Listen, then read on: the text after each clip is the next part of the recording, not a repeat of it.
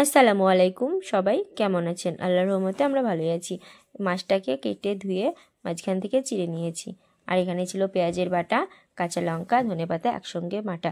দিয়ে দিলাম লবণ, পরিমাণ মতো লবণ দিতে হবে, আপনারা যেরকম লবণ খান। আর দিয়ে দিলাম হলুদের গুঁড়া, আর দিয়ে দিলাম শুকনো লঙ্কার গুঁড়া। এখানে জিরে ধনে একসঙ্গে গুঁড়া। আর এখানে ছিল সয়া সস আর সরিষার তেল দিয়ে মশলাটাকে ভালো করে মাখিয়ে নিতে হবে। এই যে মাছের গায়ে সুন্দরভাবে মাখিয়ে নিয়ে 10 মিনিট রেখে দিতে হবে। এখানে আপনারা বাটা মশলা দিয়েও বানাতে পারেন, তো আমি শুকনো মশলা দিয়েই গুলিয়ে বানিয়ে নিয়েছি ঠিক এভাবে। আর দেখুন, কড়াতে সরষের তেল দিয়ে মাছটাকে দিয়ে দিয়েছি।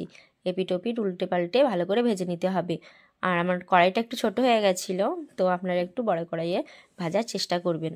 মাছটা বেশ বড় ছিল, ক্যামেরাতে হয়তো ছোট লাগছে, কিন্তু মাছটা বেশ বড় ছিল। এপিট ওপিট ভালো করে উল্টে পাল্টে ঠিক গ্যাসটাকে অল্প ফ্লেমে রাখতে হবে, হালকা, নইলে ভিতর থেকে মাছটাকে সেদ্ধ হবে না। আপনারা গ্যাসটা একটু কম আঁচে রাখার চেষ্টা করবেন ঠিক এভাবে। আর একটুখানি ভাজা পরে আর একটু মশলা সাইডে ছিল, সেই মশলাটাকেও মাছের গায়ে আরেকবার ভালো করে মাখিয়ে নিতে হবে। ঠিক এভাবে উল্টে পাল্টে ভেজে নিতে হবে। কড়াইটা একটু বেশি ছোট হয়ে গেছিলো মাছের তুলনাতে।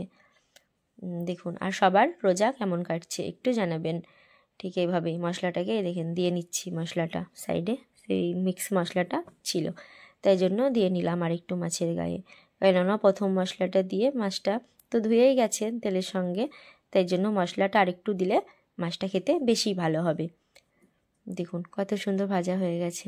ঠিক এভাবেই গ্যাসটা খুবই কম আঁচে রেখে মাছটাকে ভেজে নিতে হবে। দেখুন হয়ে গেছে, এবার সার্ভ করে নেব। কত সুন্দর হয়েছে তাই না? আমি এখানে চিলি সস দিয়ে খেয়েছিলাম, আপনারা টমেটো সস দিয়েও খেতে পারেন।